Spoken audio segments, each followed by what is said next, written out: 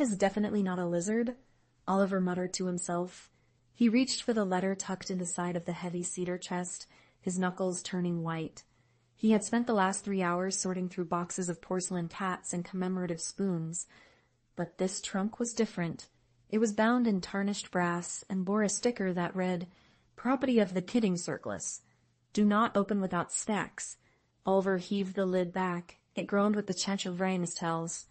He reached for the letter tucked into the side of the chest. It was written in his grandmother's spindly, elegant cursive. "Dearest Oliver," it began. "For reading this, you have found Barnaby. Please do not feed him spicy salsa. It makes him sneeze, and the curtains are flammable. He is the pending circulacy. He received your chest." His knuckles white. "He has been definitely not a lizard," Oliver muttered. "Whenever he has happened to descript for you." "You're a weirdo, aren't you?" Henderson shouted through the door.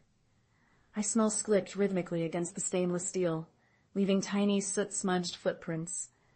After 3 failed attempts to reach the magnets, Barnaby flopped onto the linoleum with a dramatic huff, his wings spreading out like 2 very small, very leathery umbrellas. "Look, Barnaby, we need to establish some ground rules," Oliver said, holding up a finger on a berry, and shouted through the door. "I smell smoke. Are you on unlicensed barbecue again?" Oliver looked at Barnaby. Barnaby looked at the toaster. With a mischievous glint in his eye, the dragon let out a tiny, concentrated spark. The toaster popped, sending 2 charred slices of bread flying into the air. By the 3rd day, Oliver realized that Barnaby wasn't just a pet. He was a critic. The dragon snagged the thread and began to pull well. "Hey, stop that. That's cashmere jewelry I've ever owned."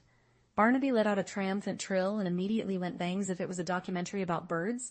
He would chirp along with the hawks, convinced he was their long-lost flightless cousin. You through a freelance illustrator who lived in his grandmother's old house and talked to his plants. He had always felt like a dragon born in a nest of eagles. "Thanks, buddy." Oliver Spection, thanks for Simon Rising.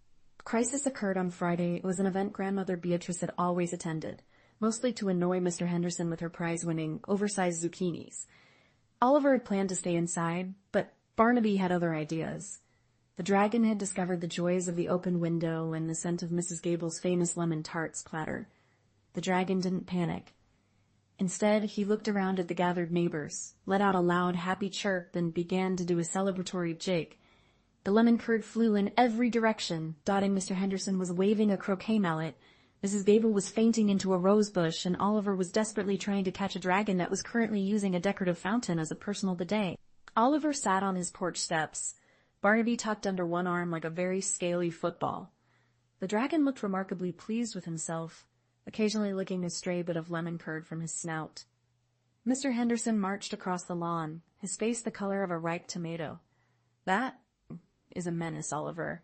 I've called the city. I've called the zoo. I even called a guy who specializes in invasive swamp creatures, all adulterated adoration." He reached up and gently patted Oliver's cheek with a clawed hand. Just the scorched spots on the carpet, or the fact that every single one of Oliver's sweaters now had a matching dragon-sized counterpart. It was the atmosphere. The cottage felt alive, vibrating with the strange, magical energy of a creature that didn't care about rules or expectations. And then me, of Mike Prize, the left to you was beings too livered in the J contrive. Things my men's annans claim. How's until they says, and Tiny's nold and fierce stories in wool.